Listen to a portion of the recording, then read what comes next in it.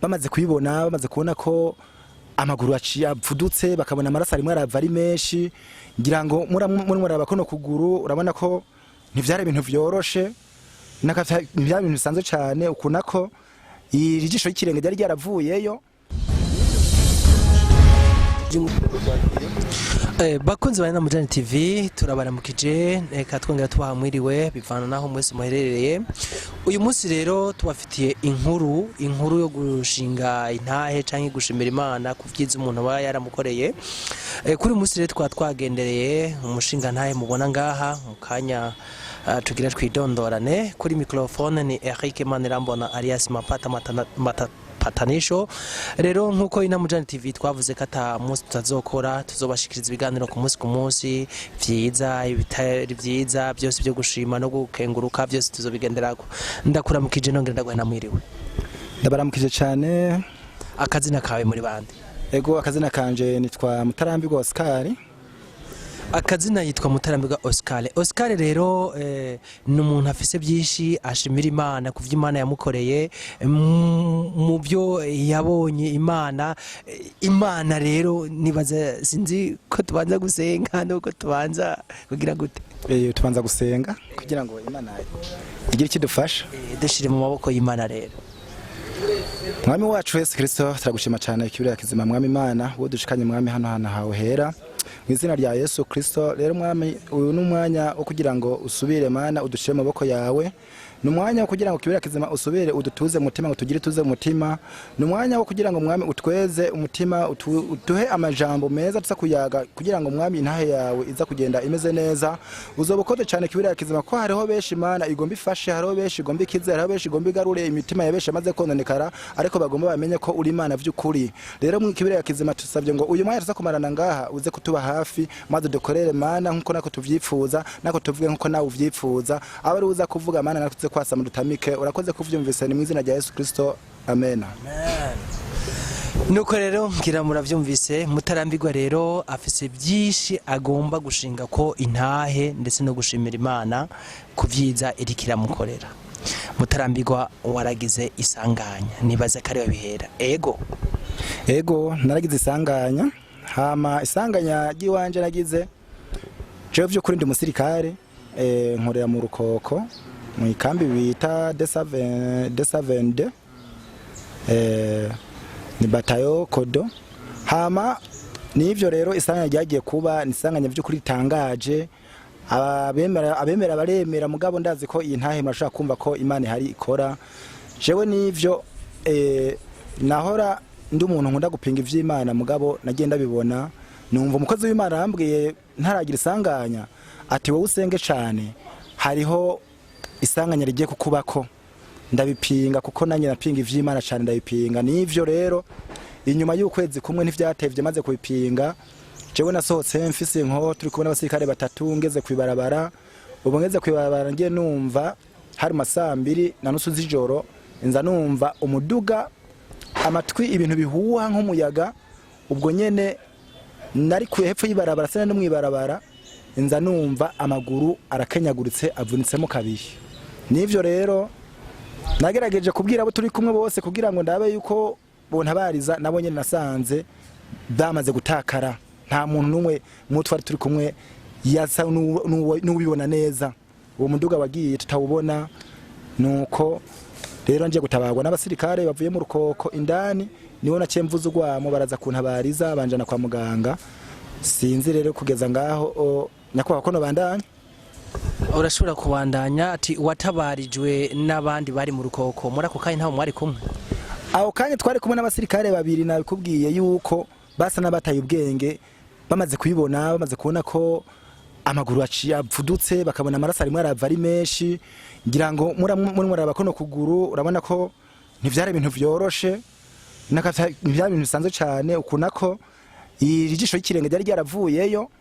Nivyo rero ngeze kwa muganga bamaze kuntabariza najanye n'umuduga w'igisirikare.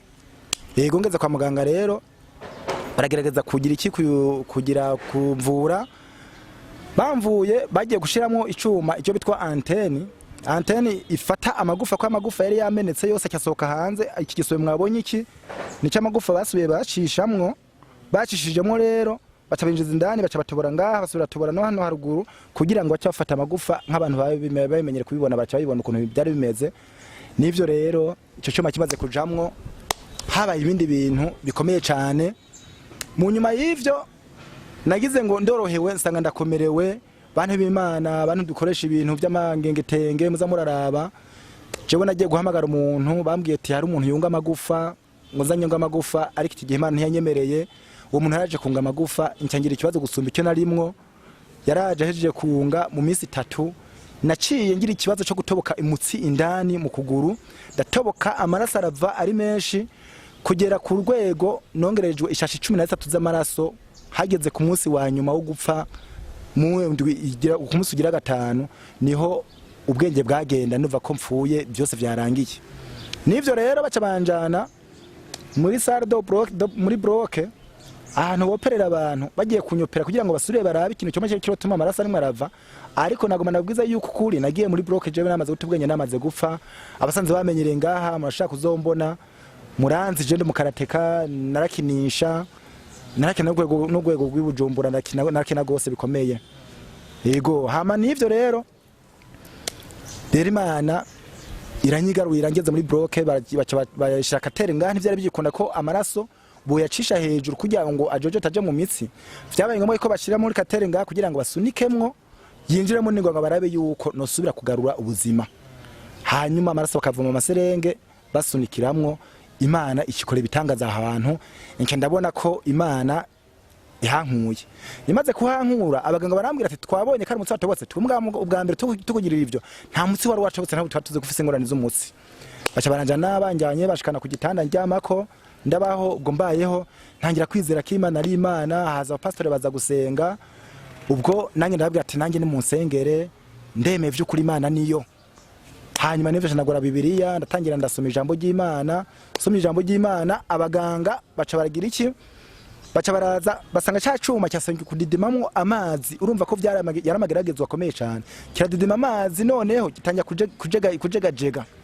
Biba ngombwa yuko bagikuramo kugira ngo ntigihave kintera yindi ngwara cyava kintera yindi kanseri. Bagikuye amagufa cyasubira ukuguru kuma kujegera kugira ibi byuko kumaze kujegera.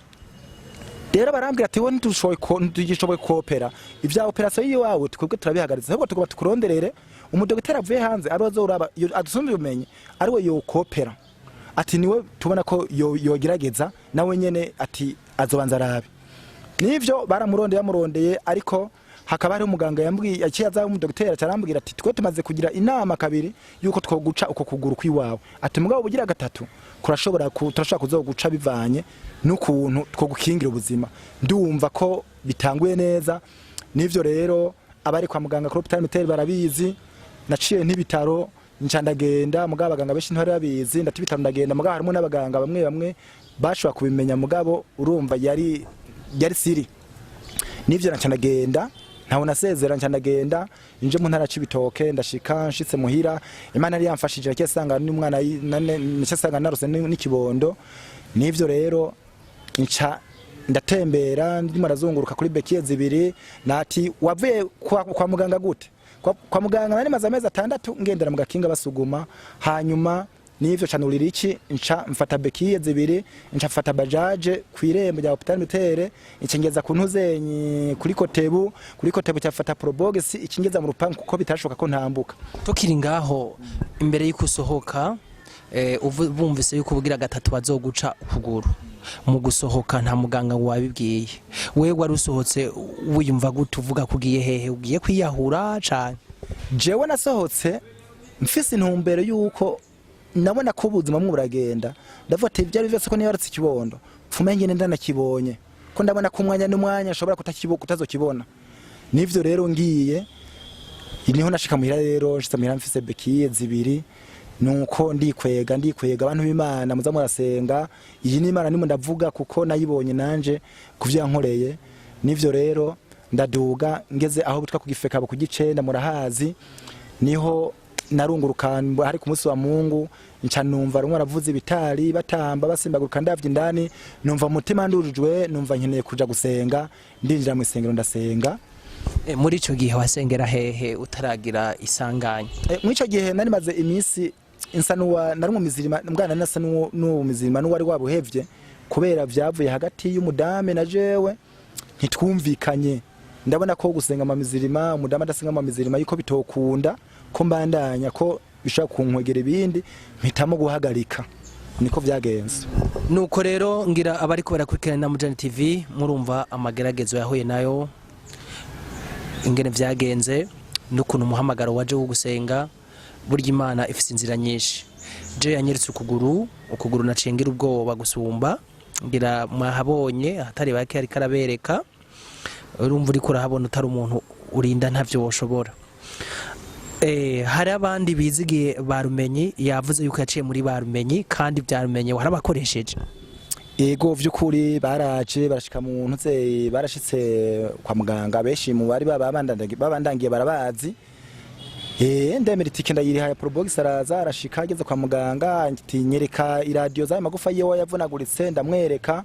nubwo nga ukumuta kubona ukuguru nako nyene ishevie yaravuyeyo ukuguru rero burya ntigukomeye nako nyene kwagenda kugira gutya mugabo ni vy'Imana nyene ndimo ndababwira yankoreye kugira ngo subire guhagarara ibindi harwa ku vy'Imana nuko rero Oscar murumva intahe ari karashinga Oscar arabaye ikimuga agendera ku mabeki ubu Oscar aragenda ubu Oscar agenda n'ikinga ubu arafise mitende canke yarakize vyagenze gute ubu Oscar mutarambirwa ivyo mbona nko kwizina nahawe ku buhizi bw'Imana maze kuba nakiraga kiza naciye mpabwa izina bitwa Dawidi ku bantu bakizwa basenga abakristo basenga barumva hariho amazina Imana iha abahizi ugitanga amazina barabizi nivyo rero maze kwita Dawidi ati vyagenze gute jewe maze kuva mu yose manje kujya mu yosengero gusenga vyabaye ngombwa yuko haza umuntu arambwira ati bugize uzaze mu cuma cy'amasengesho tugusengere bijya vy'Imana ntimuza mu bisuzugura ivyumba bimwe bimwe usanga bifasha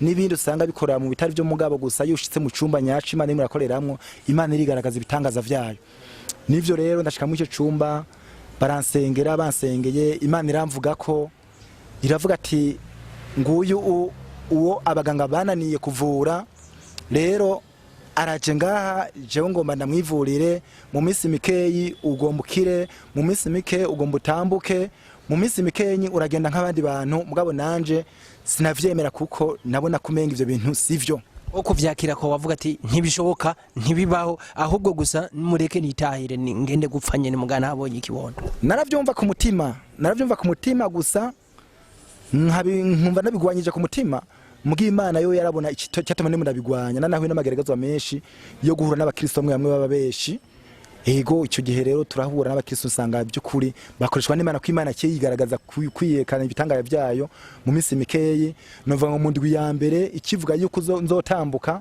mu ndwi ya mbere naragiye sinatambuka ngenda kuri bekiye n'ubundi ngo mpinze ubugira kabiri nshinga intahe vyabaye mu bitaro nshinze intahe vyabaye mu bitaro ku munsi wa mbere niho igitangaza cyace kiboneka inza numva ijwi mu